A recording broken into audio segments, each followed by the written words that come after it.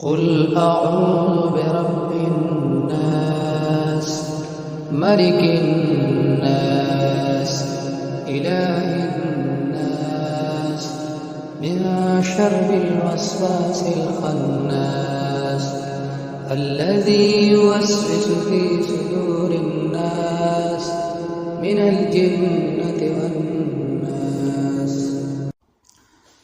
قل أعوذ برب الناس